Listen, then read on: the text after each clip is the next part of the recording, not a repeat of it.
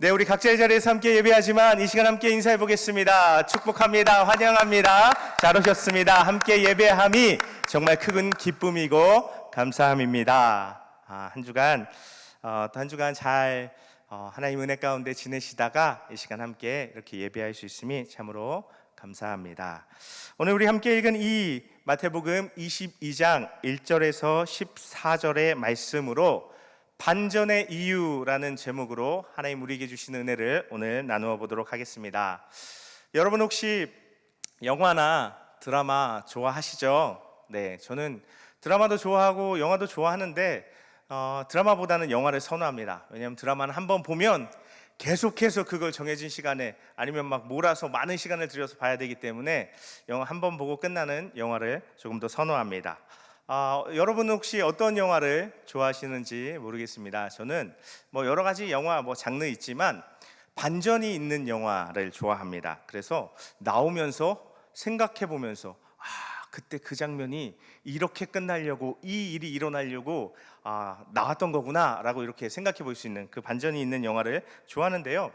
반전이 있는 영화들 중에 많은 영화들이요 전혀 이런 일이 일어날 줄 모르게 예상치 못했던 그 일을 끝까지 꽁꽁 숨겨뒀다가 마지막 순간에 그 반전이 딱 일어나면서 정말 해피하게 딱 이 영화 끝나면서 일어나면서 뭔가 딱 깔끔함을 느낄 수 있는 그런 영화들 많죠. 근데 또 어떤 영화들은 때로는 영화가 끝났는데도 뭐야? 끝난 거야? 이렇게? 갑자기? 싶은 좀 뭐라고 더 말해줬으면 좋겠는 그런 전혀 좀 예상 진짜 이렇게 끝날 줄 몰랐는데 하는 그런 반전이 있는 영화들도 있더라 하는 것입니다. 저한테 최근에 가장 이 반전의 그런 장면으로 기억되는 영화는 기생충이었던 것 같습니다. 영화를 혹시 안 보신 분 있으시다면 죄송하지만 갑자기 나오는 그 지하실 장면과 또 마지막에 벌어진 그 파티에서의 예상치 못했던 그 사건들 이런 걸 보면서 정말 이런 것들을 보면서 정말 영화가 어떻게 이렇게 끝나지? 어떻게 이런 일이 일어나지? 뭔가 좀 얘기를 좀 더 해줬으면 좋겠는데 싶은 그런 느낌을 주었습니다. 근데 이런 영화들의 특징은 그렇게 끝날 때 뭔가 좀 더 얘기해 줬으면 좋겠고 안 끝났으면 좋겠네 이런 영화들이 오히려 뭔가 해피하게 깔끔하게 끝나는 영화들보다 더 반전의 효과가 크더라 하는 것입니다. 제가 이 서두의 반전의 이야기를 영화 반전 얘기를 하는 이유는 오늘 우리가 읽은 성경 말씀에요 하나의 반전이 기록되어 있기 때문에 그렇습니다. 그리고 그 반전은요 조금 황당하기도 합니다. 지금부터 본문이 보여주는 그 반전에 담긴 이야기들을 나누면서 하나님 우리에게 오늘 주시는 은혜와 도전을 나누어 보려고 합니다. 우리는요 계속해서 이제 마태복음 후반부의 말씀들, 특별히 예수님께서 예루살렘에 입성하심으로 시작되는 예수님의 공생애의 끝자락, 그 마지막 한 주간의 이야기를 살펴보고 있습니다. 십자가에서 부활까지 이어지는 그 십자가와 부활까지 이어지는 그 한 주간의 이야기들은요 사실 대부분이 예수님께서 바리새인과 서기관과 같은 또 대제사장들과 같은 유대 지도자들과 대결하고 충돌하는 이런 이야기들을 주로 다루고 보여주고 있습니다. 많은 사람들의 환영과 찬양 속에서 예수님께서 예루살렘 성에 들어오셨습니다. 그리고 우리가 지난주 계속 이야기하지만 성전을 뒤집어 놓으셨죠. 그때요 이 유대 지도자들이 계속해서 예수님께 나와서 이제 도전하는데 예수님의 권위에 대해서 이제 도전하는 어떤 질문도 하고 행동도 하고 그런 일들을 합니다. 그때요 예수님께서는 당신을 받아들이시기를 거부하는 그러한 유대 지도자들과 유대 백성들을 향해서 지난주 우리는 두 개의 비유의 이야기를 살펴보았고 이번 주에는 또 한 개의 비유의 이야기를 통해서 예수님께서 그들에게 하시는 말씀을 살펴보려고 합니다. 지난주 두 개의 그 비유 뒤에는요 사실 그 비유에 대한 그 앞에 예수님의 말씀을 듣고 있는 사람들의 반응을 기록한 짧은 구절이 있었습니다. 제가 잠시 읽어보면요 이런 건데요 마태복음 21장 45절에서 46절인데요 대제사장들과 바리새인들이 예수의 비유를 듣고 자기들을 가리켜 말씀하심인 줄 알고 잡고자 하나 무리를 무서워하니 이는 그들이 예수를 선지자로 알미었더라 하는 말씀이었습니다. 예수님을 잡고 싶었어요. 자기들을 공격하고 자기들의 권위를 깎아내리는 말을 막 서슴없이 내뱉는 그 예수님을 잡고 싶었어요. 하지만 또 동시에 사람들의 시선이 의식돼서 이렇게도 못하고 저렇게도 못하는 모습이었습니다. 그런 그들에게 예수님께서 한 가지 이야기를 더 하시는데, 그것이 바로 오늘 이 말씀인데, 2절의 말씀으로부터 우리 좀 살펴보려고 합니다. 2절의 말씀에 보면요, 여러분 성경책을 준비하십시오. 자막 안 띄워드립니다. 2절의 말씀을 보면요, 천국은 마치 자기 아들을 위하여 혼인잔치를 베푼 어떤 임금과 같으니 라고 얘기해요. 어떤 왕이요, 자기 아들을 위한 결혼잔치를 엽니다. 우리가 아는 것처럼 우리가 주변에서 이제 결혼식 하는 거 보면 알잖아요. 어느 날 갑자기 결혼하는 날, 나 오늘 결혼하니까 와, 이렇게 안 하죠. 그렇죠? 오랜 시간 결혼을 위한 여러 가지 준비들을 하고 결혼식을 올리는 것을 우리가 볼 수 있습니다. 계속해서 3절의 말씀 보면요, 그래서 그 종들을 보내어 그 청한 사람들을 혼인잔치에 오라 하였더니 오기 싫어하거늘, 이라는 말씀인데요, 드디어 준비가 다 된 거죠. 오늘 드디어 그 말씀드렸던 결혼식 날이 됐으니까 오십시오, 이렇게 사람들을 불러오기 위해서 이 왕이 종들을 그 초대한 사람들에게 보냅니다. 3절의 말씀에 보면 분명히 그 청한 사람들이라고 분명히 이전에 초대를 했다는 것을 드러내고 있습니다. 그 초대한 사람들이 이제 오늘 날이 됐으니, 준비가 다 됐으니 오십시오 하는데, 문제는 3절 후반부에 있는 것처럼 그 초대받은 사람들이 오기를 싫어하는 것입니다. 그리고 4절에 보면요, 그래서 이 왕이 다른 종들을 보내는데, 이제 좀 더 디테일하게 얘기해요. 우리가 살찐 짐승도 잡았고, 또 결혼식에 필요한 소와 살찐 짐승도 잡았고, 필요한 모든 것들 아주 우리식으로 하면 상다리가 부러지게 우리 왕이, 우리 주인이 오찬을 차려놨으니까 얼른 오십시오 라고 이야기를 했던 것입니다. 그랬더니요, 5절에 보면요, 이렇게 그랬는데 5절에 보면 이렇게 기록되어 있습니다. 그들이 돌아보지도 않고 한 사람은 자기 밭으로, 한 사람은 자기 사업하러 갔다는 것입니다.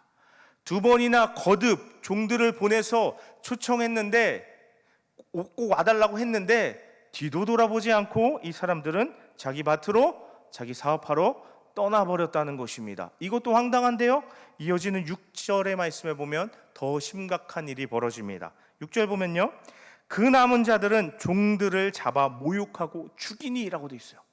밭으로 사업하러 떠난 사람들 외에 남은 사람들이 이번에는 이 결혼식에 초청하고 결혼식에 데려가기 위해서 온 이 사람들을 잡아서 모욕하고 죽였다는 것입니다. 여기서 이 모욕하다라는 표현은 특별히 폭력을 가하는 그런 의미입니다. 다시 말해서요, 폭력을 가해서 때려서 죽게 만들었다 하는 것입니다.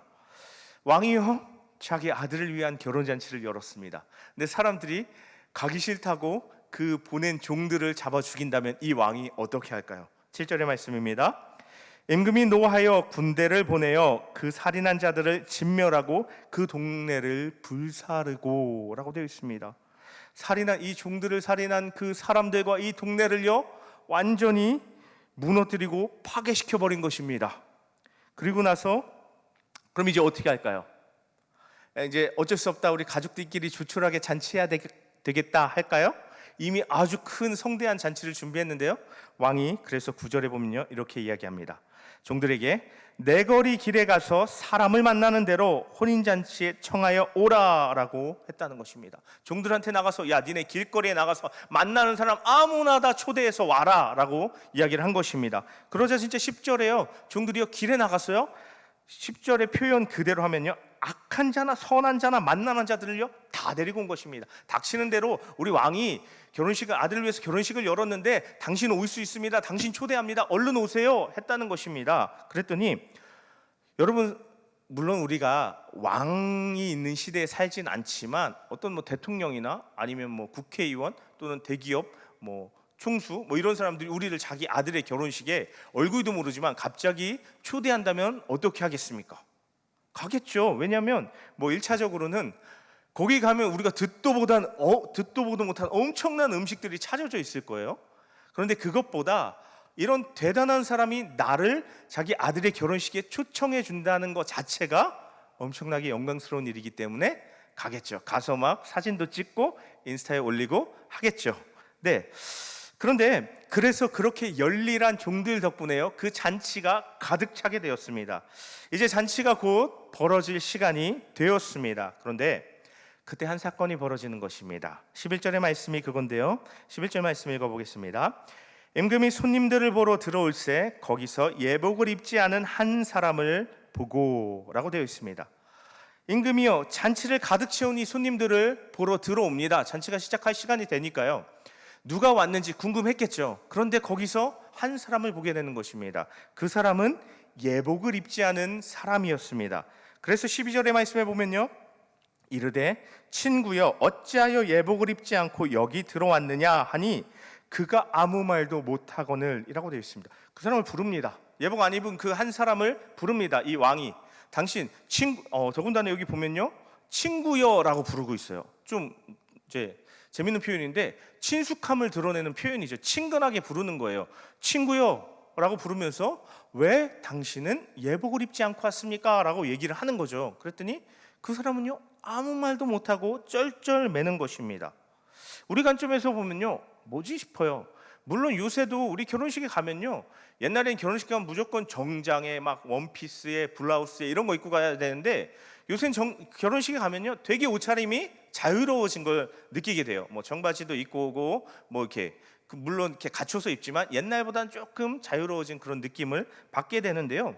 그래서 이게 뭐 예복을 입고 오지 않은 게 뭐 그렇게까지 문제일까라는 생각을 하게 되는데, 그래서 그걸 문제 삼는 이 왕도, 그 앞에서 쩔쩔매는 이 사람도 좀 이상하다 싶은데, 더 충격적인 것은요, 이어지는 말씀입니다. 13절 말씀이죠. 임금이 사환들에게 말하되 그 손발을 묶어 바깥 어두운 데에 내던지라, 거기서 슬피 울며 이를 갈게 되리라 하니라. 일하는 사람들을요 부릅니다. 그리고 임금이요, 야 손발 묶고 그리고 저기 바깥에 어두운 데 갖다가 냅다 던져버려라 라고 이야기하는 것입니다. 그리고 거기서 슬피 울며 이를 갈게 해라 라고 말하는 것이죠. 그리고 나서요, 이 이야기는요 14절의 말씀처럼 청함을 받은 자는 많되 택함을 입은 자는 적으니라 라는 말씀으로 그냥 딱 끝나요. 뭐지? 이게 끝이야? 싶은 그 상황에서 그냥 끝나버립니다. 아무나 다 오라고 해서 왔는데 옷 좀 안 맞게 입고 왔다고 많은 사람들 앞에서 손발을 묶어버리고 내쫓아 던져버리는 그런 상황인 것입니다. 겉으로 볼 때는 조금 이거 뭐지? 싶은 상황이에요. 그런데 사실 이 비유의 말씀에서요, 상식적인 상황으로 이해하기 어려운 장면이 몇 가지 더 있어요. 그거는 앞서 이미 나눈 이야기지만, 먼저는 결혼잔치에 초대된 사람들이 결혼잔치 가기 싫다고 자기들 부르러 온 사람을 잡아 죽이는 거예요. 아니 가기 싫다고 안 가면 되지 부르러 온 사람을 죽이는 이런 일이 어딨냐는 거죠. 그리고 또 아들 결혼잔치 초대를 받아들이지 않았다는 이유로 그 도시 전체를 파괴해버리는 거예요. 물론 그 사람들 중에 잘못한 사람들이 있지만 그렇다고 도시 전체를 불태워버리는 이 왕, 상식적인가요? 그리고 여기 바로 예복을 입지 않아서 손발을 묶어 내버린 이 사건까지, 도대체 예수님의 이 비유의 말씀은 뭐지? 싶은 생각을 하게 한다는 것입니다. 그래서 겉으로 드러나는 것만 보면 성격이 이상한 왕이, 그래서 평소에 사람들이 되게 싫어하는 그 왕이 아들의 결혼식에 초대해서 가기 싫은 사람들이 일으킨, 가기 싫어서 안 간 사람들의 그런 이야기인가? 싶은 생각을 하게 하는 그런 말씀인데요. 도대체 예수님은 이 비유의 말씀을 통해서 무엇을 우리에게 말씀하려 하시는 것이었을까요? 앞에서 살펴봤던 두 개의 비유와 같은 맥락에서 이 말씀을 살펴보고 이해해야 하는데요. 그렇다면요, 이 말씀에 나온 왕은요, 하나님입니다. 그리고 왕의 아들로 소개된, 직접 등장하진 않지만 왕의 아들은 당연히 하나님의 아들이신 예수님이겠죠. 그렇다면 이 혼인잔치는 이 이야기의 시작 2절이 분명히 밝히고 있는 것처럼 하나님의 나라, 그리고 그 나라에서 누리게 되는 기쁨을 의미하는 것이 바로 이 혼인잔치라는 것입니다. 그렇다면 이제 이 이야기가 더 선명하게 눈에 들어오게 됩니다.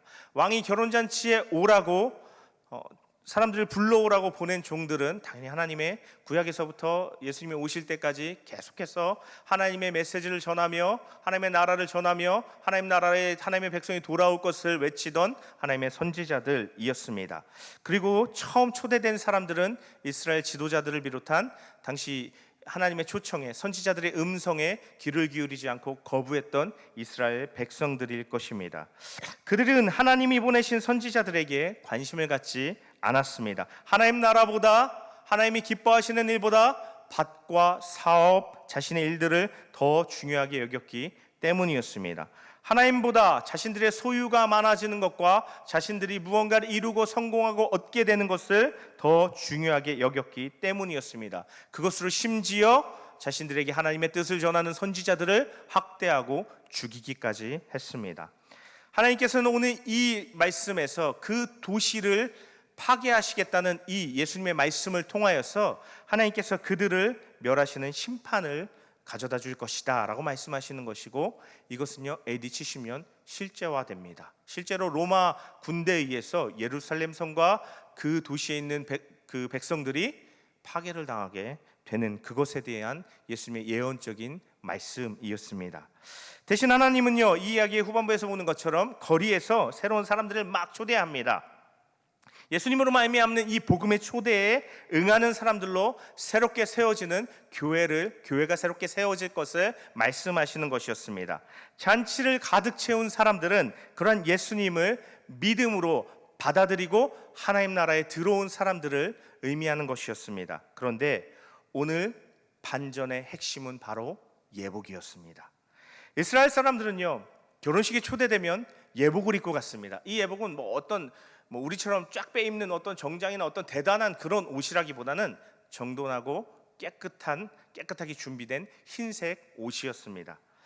그런데 그 예복을 예식에 초대받았으면서 그 예식에 가면서 예복을 갖추어 입지 않고 가는 것은 그 예식을 벌이는 그 예식의 잔치의 주인에게 모욕을 안겨주는 행동이었다는 것입니다. 이 비유에서 예복을 입지 않은 한 사람이 바로 그런 사람입니다. 이 사람은 잔치를 열고 초대한 왕에게 모욕을 안겨주는 그런 행동을 한 것입니다. 잔치를 연 임금은요 이 사람으로 말미암아서 더군다나 왕이니까요 심한 모욕감을 느꼈을 것입니다.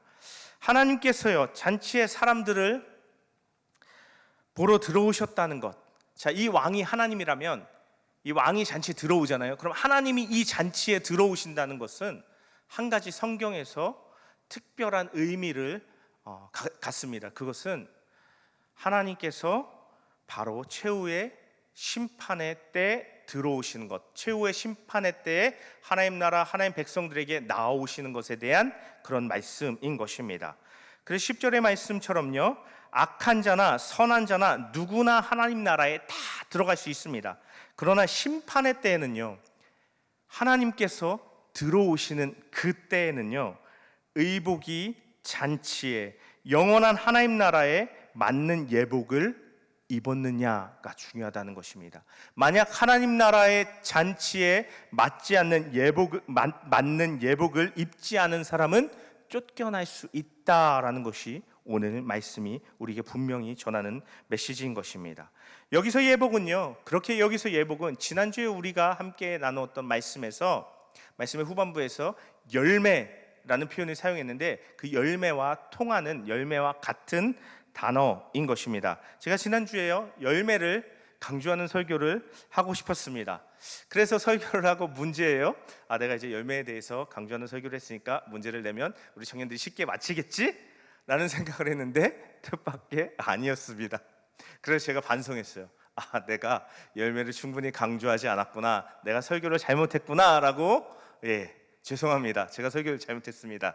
근데요 어쨌든 지난주 설교에서 강조했던 부분이 바로 열매였습니다. 그래서 예수님께서 지난주 포도원 비유에서 합당한 열매를 맺지 않는 그들에게서 포도원을 뺏어서 열매 맺는 자들에게 포도원을 줄 것이다 라고 말씀하시는 것을 우리가 살펴보았습니다. 마찬가지로 오늘 하나님 나라에 합당한 예복, 다시 말해 하나님 나라에 합당한 행함과 삶이 없는 사람은 심판의 때에 그 하나님의 나라에서 쫓겨날 수 있다 하는 것입니다. 우리는 이스라엘 백성들, 이스라엘의 지도자들과 다르게 예수님을 받아들였습니다.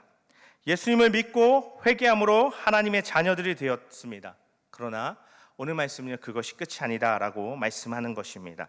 하나님의 아들입니다, 나는 하나님의 딸입니다 했지만 하나님과 정작 무관한 삶을 살았던 것이 드러난다면, 특히 심판의 때 그것이 드러난다면 쫓겨날 수 있다 하는 것입니다.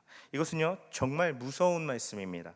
다 구원받았다고 천국 간다고, 천국은 당연하다고 생각하는데 그것이 아닐 수 있다는 것입니다. 13절 후반부에 보면요, 바깥 어두운 데에 내던져져서 슬피 울며 이를 갈게 될 수 있다 하는 것입니다. 성경에서 이 표현이 몇 번 반복돼요. 특별히 예수님 말씀 가운데 몇 번 나오는데, 바깥 어두운 데에 내던져져서, 바깥 어두운 데에 쫓겨나서 거기서 슬피 울며 이를 갈미 있을 것이다 라는 이 표현을 예수님께서 여러 차례 사용하시는데, 이 의미는요, 당시 유대 문화권에서 이것이 가지는 표현의 의미가 있습니다. 그것은 궁극적인 거절, 최후의 거절, 마지막에 버려지는 것을 상징하는 것이 바로 이 표현이었습니다.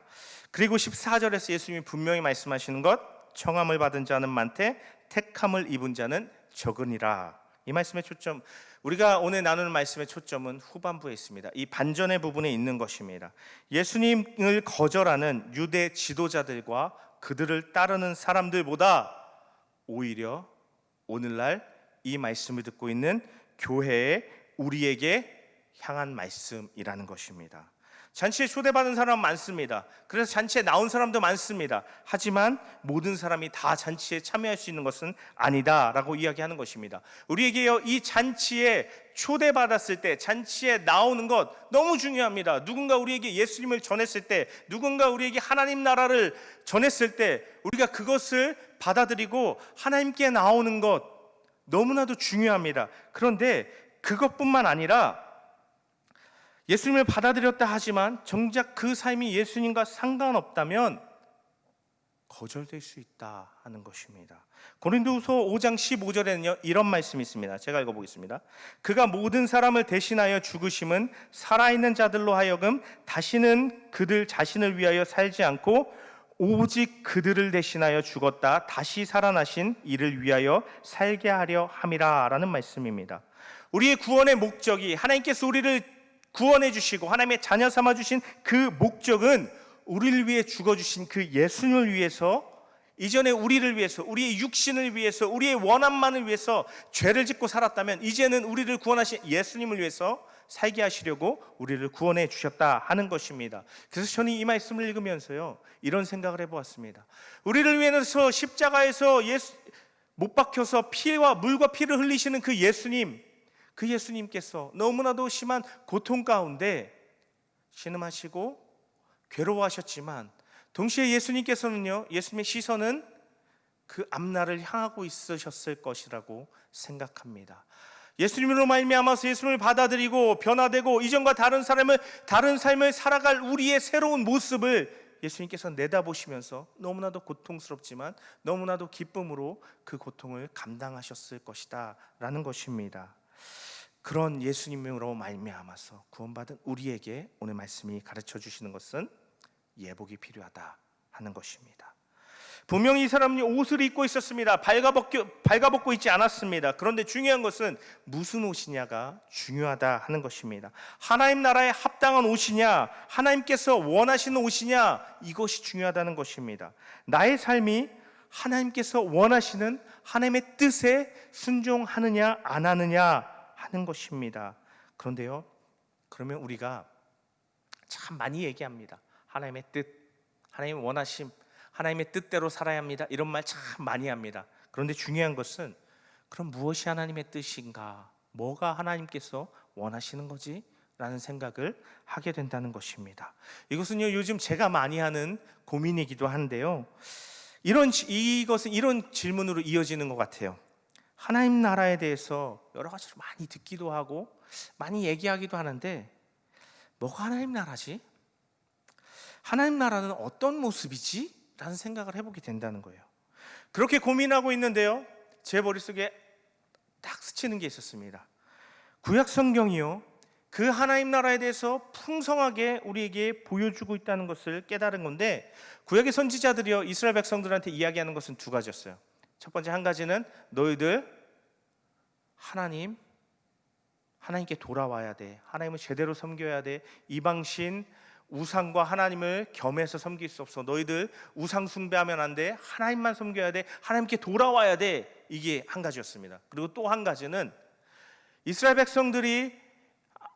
선지자가 이스라엘 백성들에게 부르짖었던 또 한 가지는 하나님의 정의와 공의를 행함이었습니다. 너희들 이렇게 하면 안 된다. 너희들 가난한 자를 압제하고 너희들 힘없는 자를 이렇게 짓밟고 그들의 피와 기름을 너희들이 취해서는 안 된다라고 강조했던 것입니다. 부르짖었던 것입니다. 하나님의 뜻, 하나님께서 우리에게 원하시는 열매와 의복은 바로 하나님의 정의와 공의라는 것입니다. 그것이 지난주에 우리가 나누었던 공공성이라는 것과 연결되는 것입니다. 지난주에 나눈 공공성이 바로 이 하나님의 정의와 공의라는 것이죠. 정의와 공의가 무엇일까요? 소극적으로는요, 힘으로 문제를 해결하려 하지 않는 것입니다. 힘없는 자를 무시하거나 짓밟고 억누르는 것이 아닙니다. 억누르는 것을 하지 않는 것입니다. 이 이야기를 들으면요, 저는 그렇게 하지 않아요. 저는 힘없는 사람 그렇게 괴롭히고 짓밟은 적이 없어요 라고 생각하지만요, 우리가 우리 스스로를 좀 돌아봤으면 좋겠는데, 이 지점에서 한번 생각해 봤으면 좋겠는데, 그것은 이것입니다. 내가 지금 열심을 내면서 추구하는, 쫓아가는 삶의 지향점이 내가 힘을 얻어서 떵떵거리고 누군가 위에 군림하려고 이렇게 열심을 내는 건 아닌가? 내가 얻기를 기대하는 물질과 성공의 목적은 뭐지? 라고 생각해 볼 필요가 있다는 것입니다. 그렇게 우리가 힘으로 문제를 해결하고 힘으로 누군가를 억누르지 않는 것과 함께 또 다른 하나님의 정의와 공의의 소극적인 모습은요, 이런 것이죠. 나와 다른 누군가를 무시하거나 차별하지 않는 것입니다. 나와 생각이 다르고 나와 뭔가 가치가 달라도 겸손함으로 나와 다름을 관용해 줄 수 있는 그런 모습이 우리에게 있어야, 그런 태도가 우리에게 있어야 한다는 것입니다. 나가서 정의와 공의의 적극적인 모습은요, 가난한 자들과 어려움 당한 자들을 품고 섬기는 것이어야 하는 것입니다. 또 이웃에 대해서 배려를 행하고 나누는 바로 그것입니다. 그런 삶이요, 예수님의 십자가와 하나님 나라에 합당한 삶이고 하나님께서 우리에게 원하는 삶이다 하는 것입니다. 우리는요, 생각해야 합니다. 내가 지금 내 삶은 무엇을 향해 가고 있지?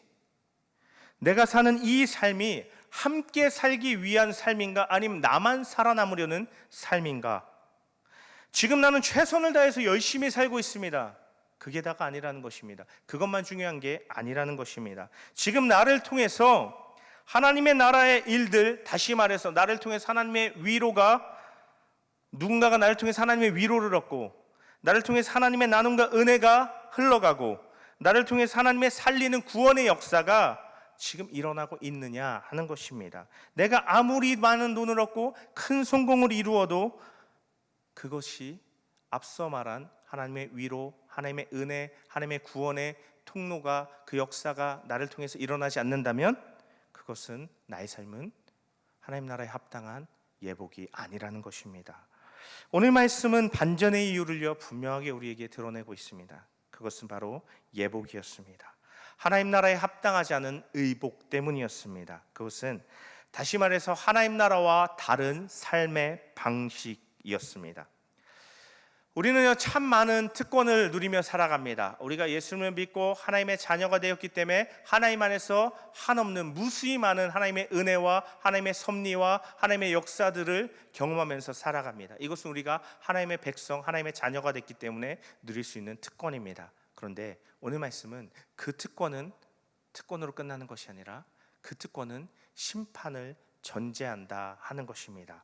우리가 하나님 우리에게 주신 특권을 하나님 뜻대로 선택하고 하나님 뜻대로 사용할 수 있어야 한다 하는 것입니다. 그래야 그 심판의 때에 우리가 하나님 앞에 합당한 그 열매와 예복으로 말미암아서 하나님 우리를 보시면서, 내가 너를 참 오래 기다렸다, 내가 너를 꼭 만나고 싶었어, 보고 싶었어, 잘 왔어 라고 우리를 맞아주시는 그 하나님을 우리가 만날 수 있다 하는 것입니다. 저와 여러분이 하나님의 뜻, 하나님의 정의와 공의, 내가 가진 힘으로 누군가를 어렵게 하지 않고 오히려 적은 것이라도 하나님 나에게 주신 것으로 누군가에게 도움이 되고 위로가 되고 구원이 되는 그런 하나님의 뜻, 하나님의 정의와 공의를 행함으로 하나님의 기쁨이 되고 심판의 때에 하나님을 만나시고 하나님께 안기시고 하나님께 인정받는 상을 받는 저와 여러분의 삶이 되시기를 간절히 바라고 축복합니다. 아멘. 이 시간 제가 잠시 기도하겠습니다.